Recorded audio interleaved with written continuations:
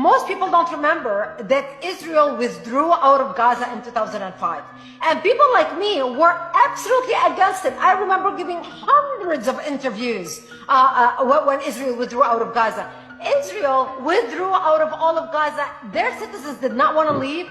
They dragged them. I mean, if you remember the images that was played on the media at that time, they dragged them kicking and screaming. The Israeli army turned against its own people, dragging them out of Gaza.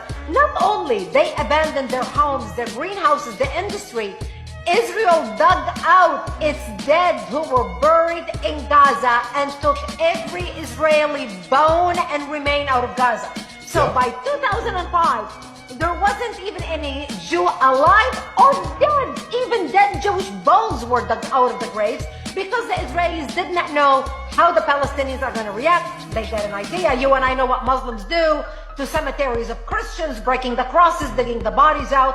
They did the same thing in Lebanon to us, and so they do it to the Jews. So that's why Israel withdrew them all out and gave Gaza to Hamas and said, here, you take it, you manage it. They left them the greenhouses. Look, Israel used to import so many of the world's vegetables, tomatoes, flowers. 50 million flowers were exported out of Gaza annually when Israel ruled Gaza. So Israel withdrawal out of Gaza, they leave all the greenhouses to the Palestinians. And I know a Jewish businessman in New York, a lefty, with all good heart, raised $14 million and gave the Palestinians $14 million because he wanted them to start fresh and have the money to grow and have the capital to grow their industry and continue to prosper.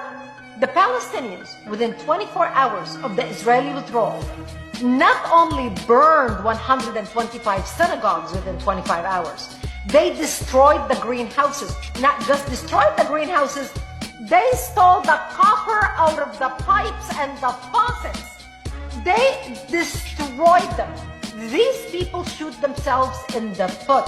They could have turned Gaza into Singapore, but failed. Why? Because they're blinded by hatred. When they held the first election in 2006, one of the most famous cabinet members that was elected was called Nidal, the mother of the Mukawama, the mother of the resistance. Yeah. And why did they elect her? Because 3 of her sons blew themselves up as suicide bombers in Israel committing terrorist attack, killing Jews. And she ran on the platform. I sacrificed 3 kids. I have another 7 to kill, to sacrifice. That's why she was elected. The Palestinians in Gaza are Hamas. There is no difference.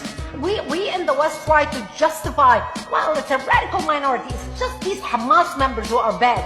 But the rest of the Palestinians in Gaza are good. Who do you think Hamas is?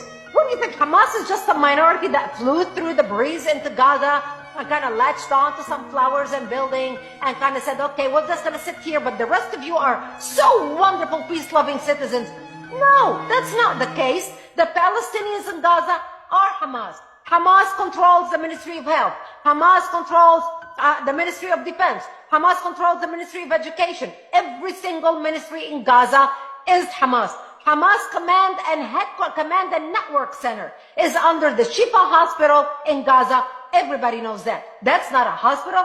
That's Hamas's command center, an operation center. So the Palestinians in Gaza are Hamas.